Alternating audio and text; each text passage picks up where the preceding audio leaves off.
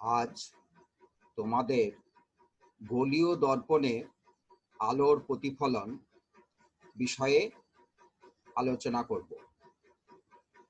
গোলীয় দর্পণ দুই প্রকার, এক হচ্ছে অবতল দর্পণ আর উত্তল দর্পণ। এক্ষেত্রে এই দুই আয়নায় আলোর যে প্রতিফলন হয় সেটা ক্লাস 10 এবং class 12 CBSE board, ICSE board, আমাদের ওয়েস্ট বেঙ্গলের মধ্যশিক্ষা পর্ষদ এবং উচ্চ মাধ্যমিক কাউন্সিলের সিলেবাসে আছে। এটা একেবারে প্রথম পার্ট, ফার্স্ট লেসন, কারণ চ্যাপ্টারটা অনেকটা বড়, এটা ধাপে ধাপে করতে হবে। প্রথম ধাপে খুবই সাধারণ বিষয়গুলো, যেগুলো না জানলে আমাদের অসুবিধা হতে পারে, যেগুলো খুব সাধারণ ব্যাপার, সেগুলি এখানে আলোচনা করা হবে। পরের ভিডিওগুলিতে অন্যান্য স্তরের ব্যাপারগুলো আলোচিত হবে। গোলীয় দর্পণ কি? গোলীয় দর্পণ হচ্ছে একটা গোলকের অংশ যার একটা পৃষ্ঠ প্রতিফলক তল, অন্য পৃষ্ঠই প্রলেপ দেয়া থাকে। অবশ্যই ওই গোলকটি কোনো স্বচ্ছ প্রতিসারক মাধ্যম, কাঁচ বা প্লাস্টিক এরূপ পদার্থের তৈরি।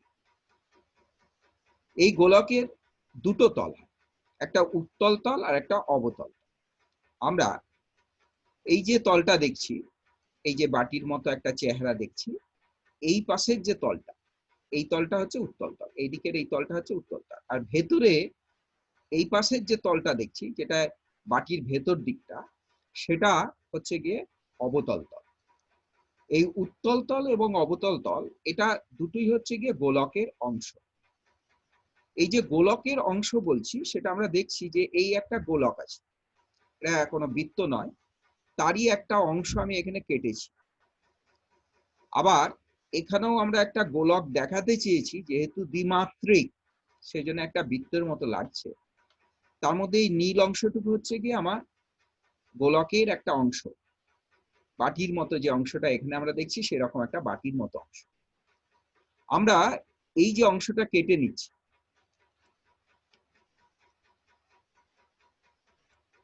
এই অংশটা কেটে নিলাম।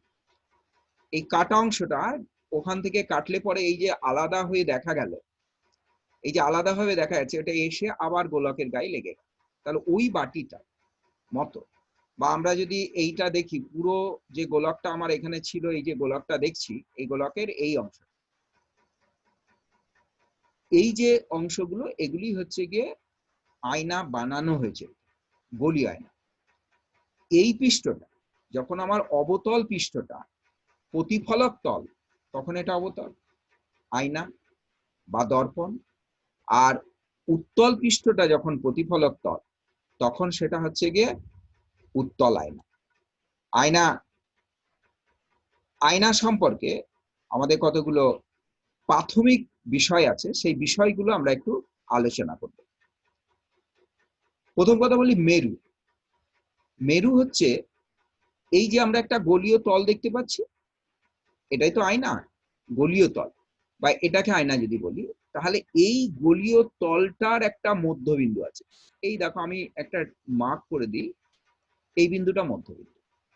আবার এখানে যদি বলি, তো এই যে গোলীয় তল, তার একটা মধ্যবিন্দু আছে। আবার এই তলটা যদি বলি, সেখানেও একটা মধ্যবিন্দু আছে। এই যে মধ্যবিন্দুটা, গোলীয় তলটুকুর মধ্যবিন্দু, গোলকটার না, গোলীয় তলটুকুর মধ্যবিন্দু, সেটাকে কি বলা হবে? মেরু বলা হবে। তা মেরু হচ্ছে গিয়ে আয়না, আয়নার যে গোলীয় আয়নার যে তলটুকু, প্রতিফলক তলটুকু, তার মধ্যবিন্দু কে মেরু বলছে। আমরা বক্রতা কেন্দ্র বলে একটা কথা পাচ্ছি। বক্রতা কেন্দ্র জিনিসটা কি? বক্রতা কেন্দ্র হলো যে, এই যে আমি গোলকটা দেখিয়েছিলাম এখানে,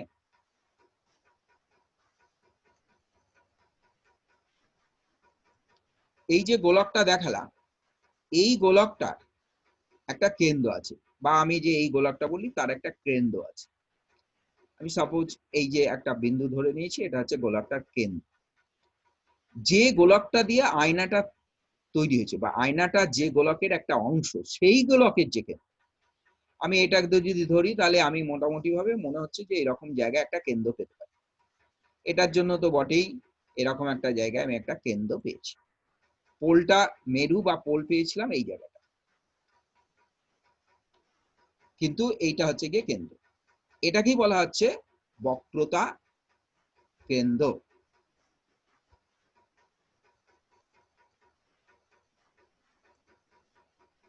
পরে আছে বক্রতা ব্যাসার্ধ। বক্রতা ব্যাসার্ধ একটা রেখা, বলছে যে এই যে গোলকটা, যে গোলক থেকে আমি বৃত্তটাকে বানিয়েছি, বৃত্ত না, যে গোলক থেকে গোলীয় আয়নাটা বানানো হলো, সেই গোলকটার একটা ব্যাসার্ধ আছে। এই যে দেখতে পাচ্ছি একটা ব্যাসার্ধ, এই ব্যাসার্ধ। আমি এখানে একটা কেন্দ্র দেখিয়েছিলাম, কেন্দ্র থেকে এই যে ব্যাসার্ধ, এই জায়গাটা হচ্ছে বক্রতা ব্যাসার্ধ। অর্থাৎ গোলীয় আয়না যে গোলকের অংশ, তার ব্যাসার্ধকে বক্রতা ব্যাসার্ধ বলা হচ্ছে। আমরা প্রধান অক্ষ বলে একটা বিষয় পাচ্ছি। প্রধান অক্ষ হলো যে আমি গোলীয় আয়নার একটা মেরু পেয়েছিলাম, আর একটা পেয়েছিলাম বক্রতা কেন্দ্র। আমার এই আয়নাটা ধরি, এইটা হচ্ছে গিয়ে মেরু, এটা হচ্ছে বক্রতা কেন্দ্র। এই আয়নাটার ক্ষেত্রে আমার এটা হচ্ছে গিয়ে মেরু, আর এই জায়গাটায় আমি একটা বক্রতা কেন্দ্র পেয়েছিলাম। এই বিন্দু, মধ্যবিন্দুটা ধরা হবে এটা, যে আমি এটা পেয়েছি। এবার এদের যে সংযোগকারী সরলরেখা, তার মানে মেরু এবং বক্রতা কেন্দ্র, এদের যে সংযোজী সরলরেখা, তাকেই বলা হচ্ছে প্রধান অক্ষ। আমি যদি এটাকে ধরে নিই তাহলে আমি প্রধান অক্ষ হিসাবে আমি বলতে পারবো এটা কিন্তু আয়নাটার প্রধান অক্ষ। হ্যাঁ, এই দুটোর সংযোগী সরলরেখা। এই আয়নাটার ক্ষেত্রে বলবো যে এইটা হচ্ছে গিয়ে প্রধান অক্ষ। আবার এখানে যদি বলতে চাই তাহলে প্রধান অক্ষ আমি অনেক বড় করে রেখে দিতে পারবো। হ্যাঁ, এটা মেরু, এটা মেরু, এবং এটা হচ্ছে বক্রতা ব্যাসার্ধ, বক্রতা কেন্দ্র, এদের যে সংযোগ সরল রেখা, সেটাই হচ্ছে গিয়ে প্রধান অক্ষ। আমরা গোলীয় দর্পণের মুখ্য ফোকাস কি বিষয়টা একটু বুঝতে চেষ্টা করব। গোলীয় দর্পণের মুখ্য ফোকাস কথাটার অর্থ যে কতগুলো সমান্তরাল রশ্মি গুচ্ছ প্রধান অক্ষের সমান্তরালে এসে গোলীয় আয়নায়, উত্তল হোক বা অবতল হোক, আপতিত হলে প্রতিফলনের পর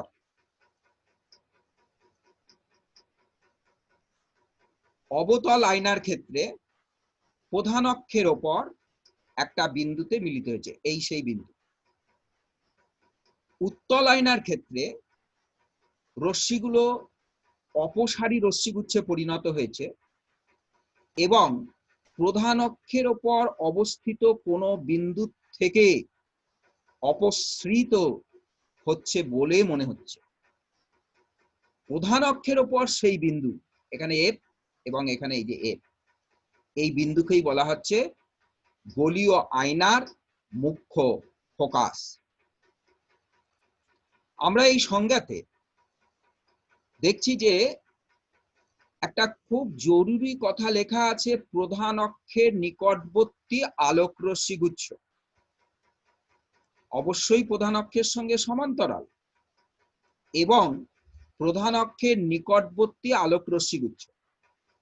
এই কথাটার মধ্যে দুটো কথা আমাদের আছে, একটা হচ্ছে উন্মেষ এবং উপাক্ষীয় রশ্মি। এই প্রধান অক্ষের নিকটবর্তী রশ্মিগুচ্ছ, এটা মানে এই যে সমান্তরাল রশ্মিগুচ্ছ আমার আয়নায় আপতিত হলো, হ্যাঁ, এই যে আপতিত হয়েছিল, যেটা আমার এই যে আয়না আপতিত হলো সমান্তরাল রশ্মিগুচ্ছ, বা এই আয়নাতেও এই যে আপতিত হলো, এই সমান্তরাল রশ্মিগুচ্ছ না প্রধান অক্ষের কাছাকাছি থাকতে হবে। প্রধান অক্ষের কাছাকাছি না থাকলে রশ্মিগুলো উপাক্ষীয় রশ্মি নয়। উপাক্ষীয় কথাটার অর্থ অক্ষের সমীপে, অর্থাৎ অক্ষের খুব কাছাকাছি। এই যে আমি প্রধান অক্ষটা দেখতে পাচ্ছি ছবিতে, এই যে প্রধান অক্ষটা দেখতে পাচ্ছি, এটা হচ্ছে এখানে প্রধান অক্ষ, এখানে এটা প্রধান অক্ষ। এই প্রধান অক্ষের কাছাকাছি জায়গায় আলোক রশ্মিগুলো আপতিত হবে, তবেই সেগুলো উপাক্ষীয় রশ্মি হবে। কাছাকাছি জায়গা বলতে আমি খুব বেশি দূর যাব না, এই কাছাকাছি জায়গা, এরকম একটা কাছাকাছি জায়গায় আপতিত হলে পরে সেগুলোকে উপাক্ষীয় রশ্মি বলা হবে। এই উপাক্ষীয় রশ্মিগুলো পেতে গেলে লেন্সে আয়নার উন্মেষটা কম হতে হয়। উন্মেষ মানে অন্য কিছু না, সেটা হচ্ছে যে আমি এই যে অঞ্চলটা ব্যবহার করছি এই জায়গাটা কম, অর্থাৎ প্রধান অক্ষের দুই পাশে বা চারিপাশে খুব অল্প পরিসরে আমাদের আপতিত রশ্মিগুলোকে আপতিত হতে হবে। এই উদ্দেশ্যে এই যে সংজ্ঞাটা দেওয়া হয়েছে না, এখানে প্রধান অক্ষের নিকটবর্তী আলোক রশ্মিগুচ্ছ কথাটি ব্যবহার করা হয়েছে। আমরা এই অবতল আয়নার ক্ষেত্রে দেখলাম যে সমান্তরাল রশ্মিগুচ্ছ এসে আপতিত হলো এবং অভিসারী রশ্মিগুচ্ছে পরিণত হয়ে প্রধান অক্ষের ওপর একটা বিন্দুতে মিলিত হলো। আমরা আলাদাভাবে প্রতিফলিত রশ্মিগুচ্ছকে দেখতে চাইছি, অর্থাৎ দেখো প্রতিফলিত রশ্মিগুচ্ছ আলাদাভাবে দেখলাম, এটা আপতিত রশ্মিগুচ্ছ, সমান্তরাল রশ্মিগুচ্ছ। এবার আমি প্রতিফলিত রশ্মিগুচ্ছকে দেখে নিই। এই যে এটা বুঝতে পারলে, এই রশ্মিগুচ্ছগুলো হয়ে গেছে অভিসারী রশ্মিগুচ্ছ। তাহলে আমার দর্পণটা কেমন ছিল? দর্পণটা ছিল গিয়ে অবতল দর্পণ, রশ্মিগুলো এসে পড়লো সমান্তরাল, প্রতিফলিত হওয়ার পর তারা অভিসারী রশ্মিগুচ্ছে পরিণত। আমি আর একবার দেখিয়ে দিচ্ছি। আপতিত রশ্মি গুচ্ছ প্রধান অক্ষের সঙ্গে সমান্তরাল, প্রতিফলিত রশ্মিগুচ্ছ অভিসারী রশ্মিগুচ্ছ প্রধান অক্ষের ওপর মিলিত হয়েছে।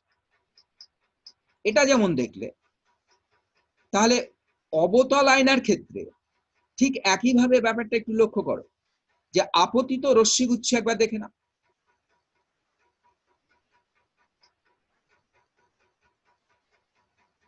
আপতিত রশ্মিগুচ্ছ সমান্তরাল, যে রশ্মিগুলো প্রতিফলিত হলো সেই রশ্মিগুচ্ছগুলো কেমন? অপসারী। অপসারী মানে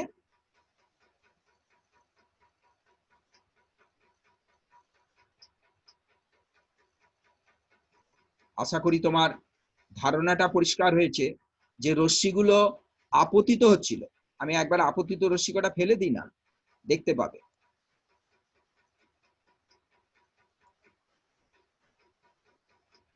এই যে আপতিত রশ্মিগুলো হলো, এবার রশ্মিগুলো বেরিয়ে যাচ্ছিল, বেরিয়ে যাওয়া রশ্মিগুলো অর্থাৎ প্রতিফলিত হওয়ার পর প্রতিফলিত যে রশ্মিগুচ্ছ, সেই রশ্মিগুচ্ছ একবার দেখে নাও।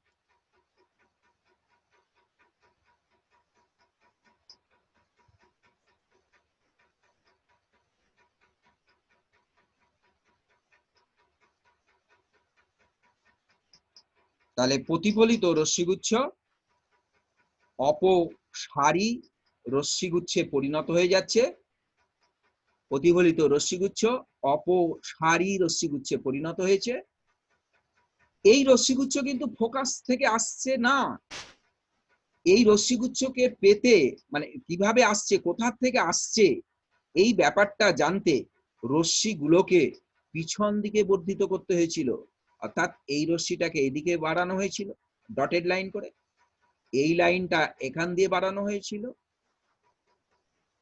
রশ্মিগুলোকে আয়নার থেকে পিছন দিকে বর্ধিত করা হলো, বর্ধিত করে এই এফ বিন্দু বা ফোকাস বিন্দুটা পাওয়া গেছে। তাহলে রশ্মি এসে পড়ে এইভাবে চলে গেছিল। সুতরাং এই যে রশ্মিটা সমান্তরাল রশ্মিগুচ্ছ উত্তল দর্পণে আপতিত হওয়ার পরে তারা কিন্তু অপসারী রশ্মিগুচ্ছে পরিণত হয়েছিল।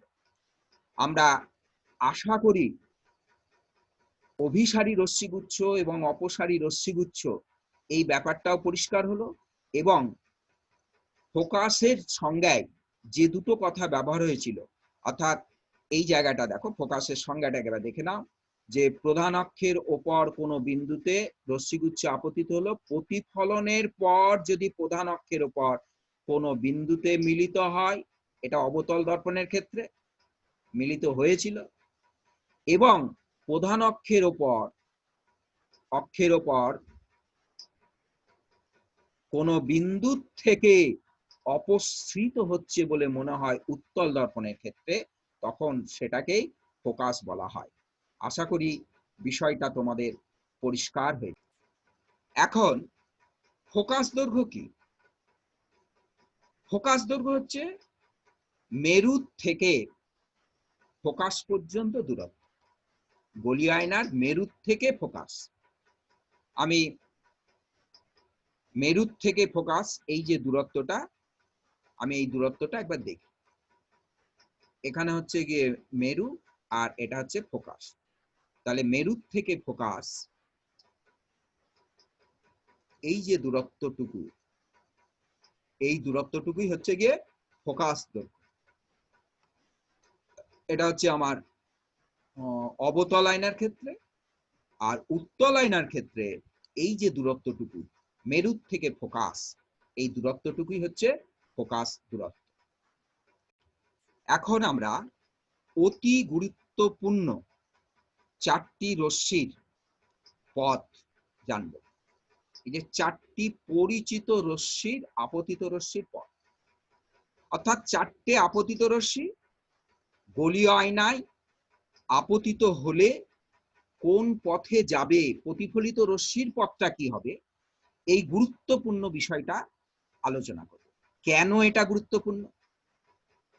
যে কোনো চিত্র, রশ্মি চিত্র আঁকতে গেলে আমাদের এই চারটে রশ্মির যে কোনো দুটো রশ্মি দিয়ে চিত্রগুলো আঁকতে হয়। ফলে এই চারটে রশ্মির পথ আমাদের জেনে নেওয়া অত্যন্ত গুরুত্বপূর্ণ এবং এগুলোকে মনে রাখাও দরকার। এই চারটি পথ আমরা প্রথম যে রশ্মিটা বলছি, দেখো প্রথম রশ্মি,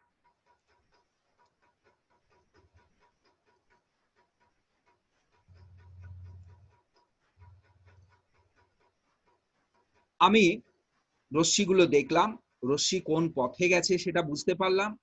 আমি রশ্মিগুলোর পথটা একটু বোঝার চেষ্টা করি, যে এই রশ্মিটা প্রধান অক্ষের সমান্তরালে আয়নায় এসে পড়লো, অবতল আয়না, প্রতিফলিত হওয়ার পর সেটা ফোকাস দিয়ে গেল।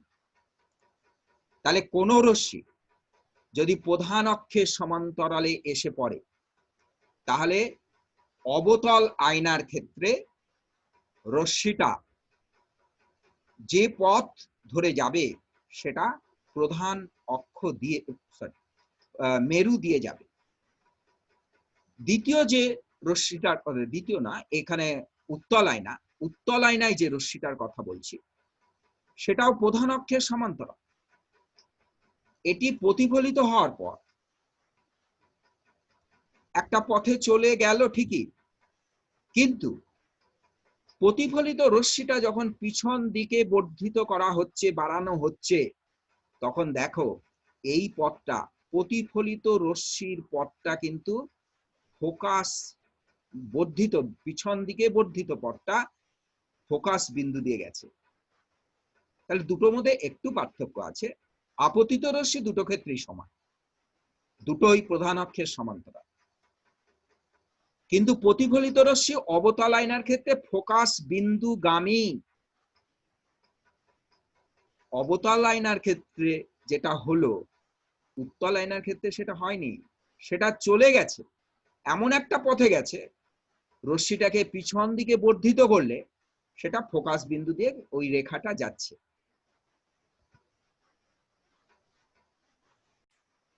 এসো আমরা দ্বিতীয় রশ্মিটাকে দেখি।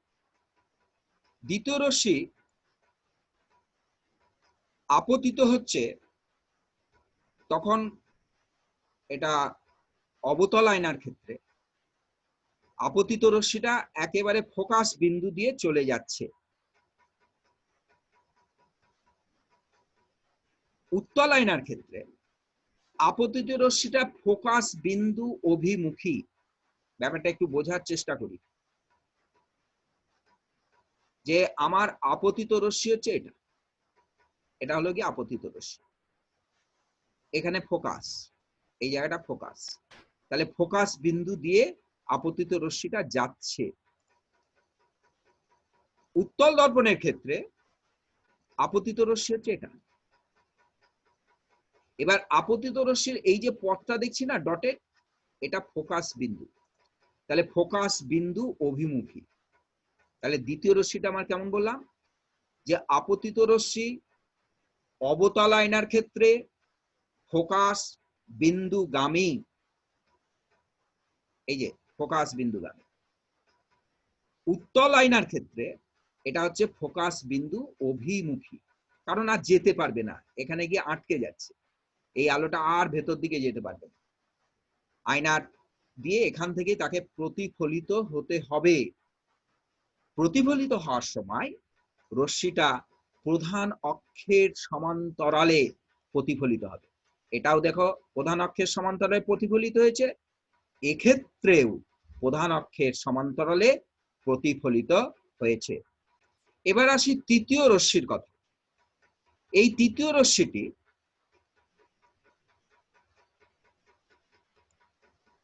দেখো কোন পথ দিয়ে এলো, তৃতীয় রশ্মিটি যে পথ দিয়ে আসছে আমি আবার দেখিয়ে দিচ্ছি, ভালো করে খেয়াল করবে।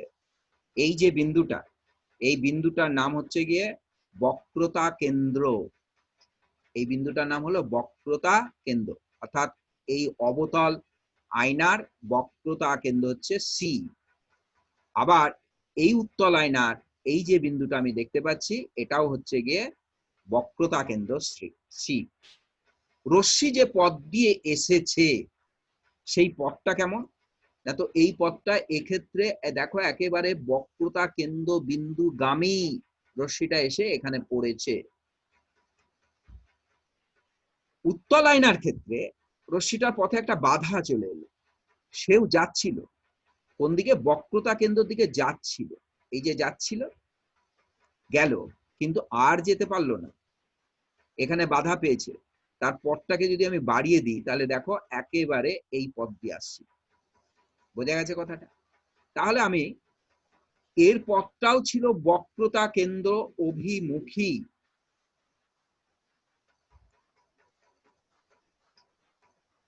আমার এক্ষেত্রে রশ্মিগুলোর যে পথ, সেই পথটা আমি দেখলাম প্রতিফলনের পর তারা পূর্ব পথে প্রত্যাবর্তন করল। তোমরা খেয়াল করে যাও, রশ্মির পথগুলো দেখিয়ে যাচ্ছি, রশ্মিগুলো এই দিকে এসছে, ফিরে যাওয়ার সময় যখন ফিরে যাচ্ছে তখন যে পথে এসছিল সেই পথেই ফিরে যাচ্ছে, এই পথে ফিরে যাচ্ছে, এ ফিরে যাচ্ছে এই পথে, অর্থাৎ পূর্ব পথ প্রত্যাবর্তন করেছে। হ্যাঁ, আমি আর একবার দেখিয়ে দিচ্ছি রশ্মিগুলো, কথাগুলো খেয়াল করে একবার মিলিয়ে নাও।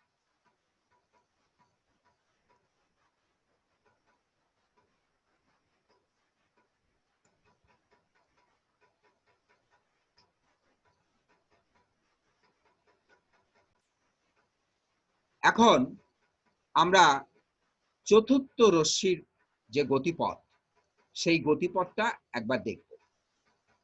চতুর্থ রশ্মি আমাদের পথটা আমরা দেখিয়ে দিই কেমন ভাবে রশ্মিগুলো যাচ্ছে। হ্যাঁ, দেখেছো? আবার দেখাচ্ছি, ওই দেখো, আবার দেখো, ওই দেখো, উত্তল আয়নায় খেয়াল করো।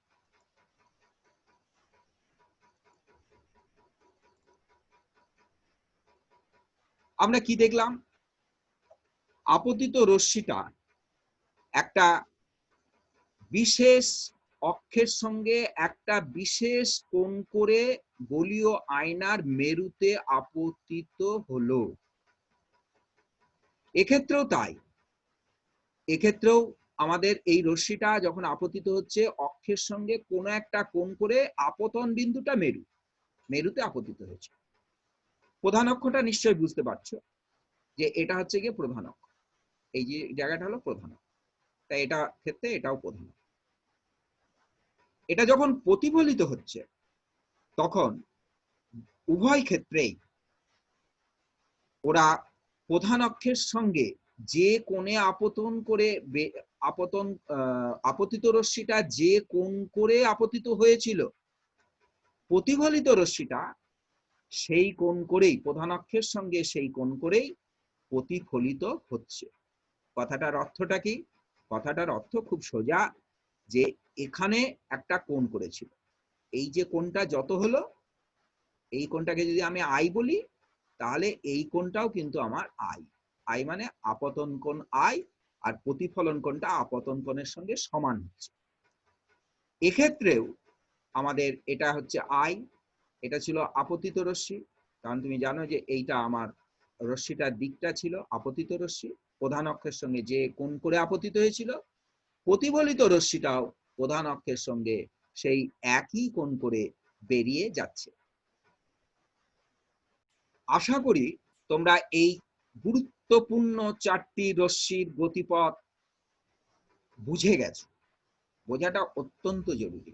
আলোক সম্পর্কিত আমাদের যে গোলীয় দর্পণে আলোর প্রতিফলন সংক্রান্ত যে বিষয়গুলো আছে, তাতে আমাদের এই রশ্মিগুলোর কথা অবশ্যই সব সময় মাথায় রাখতে হবে। গোলীয় দর্পণে আলোর প্রতিফলন সংক্রান্ত প্রথম পাঠে আমরা যা আলোচনা করলাম সেগুলো আশা করি তোমাদের ভালো লেগেছে। এই ভালো লাগাটা তোমরা আমার চ্যানেলে লাইকস দেবে, বন্ধুদের মধ্যে শেয়ার করবে, আর তোমাদের জিজ্ঞাসাগুলো, কোনো কিছু জিজ্ঞাসা বা আগামী দিনে কোনো ভিডিও, স্পেশাল পড়াশোনা সংক্রান্ত কোনো ভিডিও যদি চাও, তাহলে সেটা আমাকে কমেন্ট বক্সে লিখবে, এবং তোমরা এটা সাবস্ক্রাইব করবে। সাবস্ক্রাইব না করলে পরে তোমরা বুঝতে পারবে না ভিডিওগুলো কখন আপলোড হচ্ছে। সুতরাং সাবস্ক্রাইব করবে, ভালো লাগলে জানাবে, কমেন্ট বক্সে জানাবে। আমরা পরবর্তী স্লাইডটুকু আলোচনা করব। এখন আমরা গোলীয় দর্পণ সংক্রান্ত একটি অতীব গুরুত্বপূর্ণ বিষয় আলোচনা করব। কেন গুরুত্বপূর্ণ? ব্যাপারটা হচ্ছে যে এই যে প্রতিফলিত রশ্মির পথ কিভাবে নির্ধারণ করব। আপতিত রশ্মি তো আমি চারটে দেখিয়েছি, সেই চারটে ছাড়া তো হাজারো একটা আপতিত রশ্মি আছে। সেই চারটে ছাড়া অন্য কোনো রশ্মি যদি কখনো এসে যায়, তাহলে তার পথটা কিভাবে নির্ধারণ করব, সেই সংক্রান্ত বিষয়টা একটু আলোচনা করব। এই ব্যাপারটা জানতে গেলে প্রথমেই যে বিষয়টা আমাদের জানতে হয় তা হলো স্পর্শক এবং অভিলম্ব। স্পর্শক কি, এই ব্যাপারটা তোমাদের বুঝতে হবে। আমি স্পর্শক ব্যাপারটা একটু বুঝিয়ে দিই। যে কোনো একটা বৃত্ত বা গোলক যদি আমি বৃত্তই ভাবি, তো বৃত্তের যে পরিধি আছে, সেই পরিধিকে একটা রেখা কেবলমাত্র একটা বিন্দুতেই স্পর্শ করছে, তাহলে সেই রেখাটাই হবে ওই বৃত্তের স্পর্শক। ঠিক একইভাবে যদি আমরা একটা গোলক ভাবি, তা গোলকের পাশ দিয়ে আমি একটা রেখা ভাবলাম, যে রেখাটা গোলকটাকে একটা বিন্দুতেই স্পর্শ করবে, তাহলে সেই যে রেখাটা সেটা গোলকে স্পর্শ করে। আমরা এখানে গোলীয় আয়না নিয়ে আলোচনা করছি, ফলে গোলীয় আয়নার ক্ষেত্রে আমাদের স্পর্শক, এ দেখো আমি এখানে দেখতে পেয়েছো এই একটা রেখা ব্লিঙ্ক করছে, এটাই হচ্ছে এখানে স্পর্শক। এই পি বিন্দুতে এটা হচ্ছে গিয়ে স্পর্শক। আমি পাশ দিয়ে একটা রেখা টেনে দিয়ে দেখাই যে এইটাই হচ্ছে গিয়ে, এই যে দেখাচ্ছে এইটাই হচ্ছে গিয়ে এখানে স্পর্শক। এই যে এখানে পি বিন্দুতে এই রেখাটাই হচ্ছে গিয়ে স্পর্শক, কারণ ওই রেখাটা, এই লাল রেখাটা আমার গোলীয় আয়নাকে একটা বিন্দুতে স্পর্শ করেছে। এবার আমি যদি এই স্পর্শকের উপর পি বিন্দুতে একটা অভিলম্ব আঁকি, পি বিন্দু মানে যে বিন্দুতে স্পর্শক সেই বিন্দুতে একটা রেখা, রেখার তো অনেক বিন্দুতে আমি লম্ব টানতে পারি, আমি একটা লম্ব টানছি কোথায়, যে পি বিন্দুতে, যে বিন্দুতে স্পর্শক হয়েছে, স্পর্শ করে আছে, সেখানে যদি একটা লম্ব টানি না, লম্বটা অবশ্যই ওই গোলকটির অর্থাৎ গোলীয় আয়নাটির বক্রতা কেন্দ্রগামী হবে। আমাদের এই সেই গোলকটা, এই কোণটাও 90 ডিগ্রি, আমাদের এই যে কোণটা হয়েছে এই কোণটাও 90 ডিগ্রি, এবং এই কোণটাও কিন্তু 90 ডিগ্রি, ফলে এটা কিন্তু বক্রতা কেন্দ্রগামী হবে।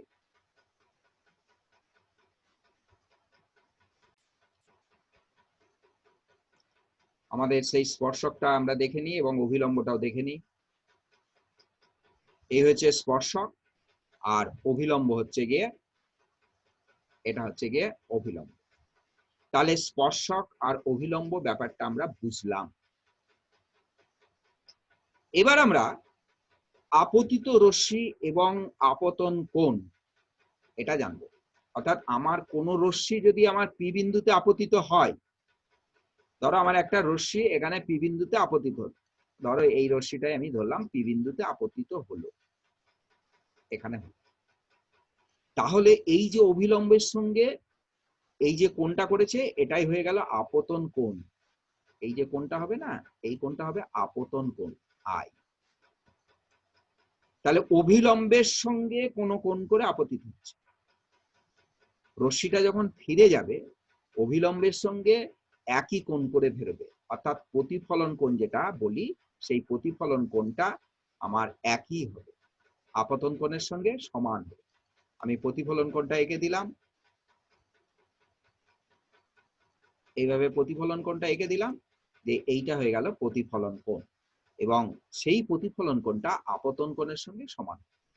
তুমি দেখেছো যে এই রশ্মিটা কিন্তু ফোকাস দিয়ে যায়নি, কারণ এটা প্যারালাল নয়, প্যারালাল হলে ফোকাস দিয়ে যেত, কিন্তু প্যারালাল নয়, ফলে এটা ফোকাস দিয়ে যায়নি। সুতরাং আমার এই যে অভিলম্ব যে জিনিসটা বললাম, এটাই হচ্ছে গিয়ে অভিলম্ব। তেমন অভিলম্ব ব্যাপারটা কি, অভিলম্ব ব্যাপারটা আর অন্য কিছুই নয়, যে যে বিন্দুতে গোলীয় দর্পণে আলোটা যে বিন্দুতে আপতিত হচ্ছে সেই বিন্দুতে আমি একটা ব্যাসার্ধ বা ব্যাসটাকে যদি দুই দিকে প্রসারিত করে দিই, তাহলে যে রেখা অর্থাৎ ব্যাস বা ব্যাসার্ধ যে রেখায় অবস্থিত সেই রেখাটাই হচ্ছে গিয়ে ওই বিন্দুতে অভিলম্ব। অভিলম্ব যখন পেয়ে গেলাম, রশ্মির পথ সংক্রান্ত আর আমার কাছে কোনো সমস্যা থাকলো। সুতরাং আমরা এখন আপতিত রশ্মি একটু দেখতে চাইছি এবং আপতিত রশ্মিটা কেমন সেটা বুঝে নিতে চাইছি।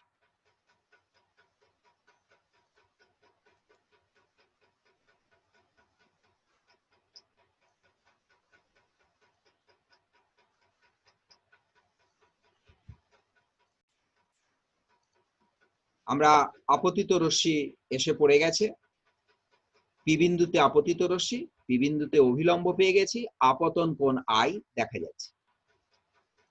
এখন আমরা এই রশ্মিটার যে প্রতিফলিত রশ্মি, এই রশ্মিটা প্রতিফলিত হয়ে যে পথটায় ফলো করছে সেই পথটাকে একবার দেখে।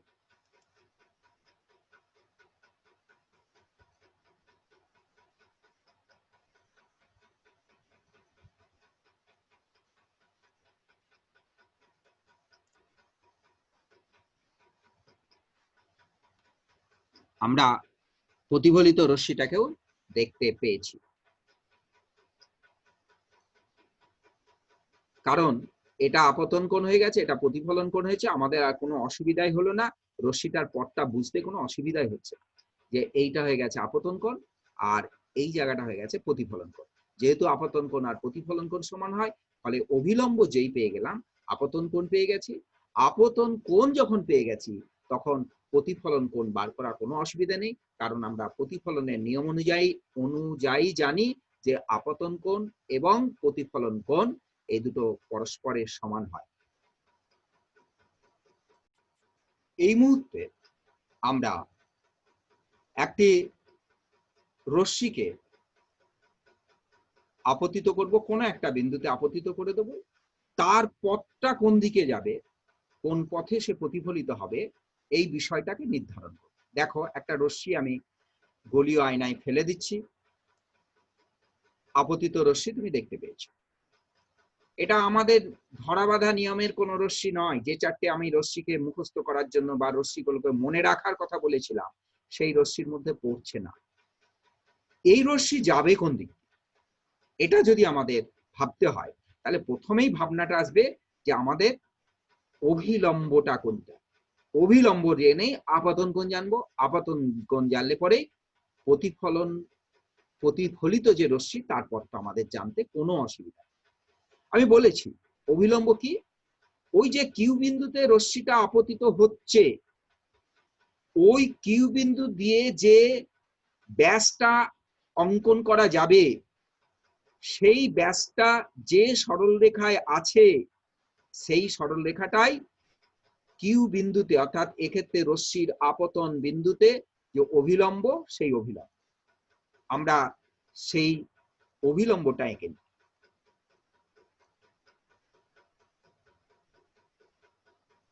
আমরা অভিলম্বটা দেখতে পেয়েছি।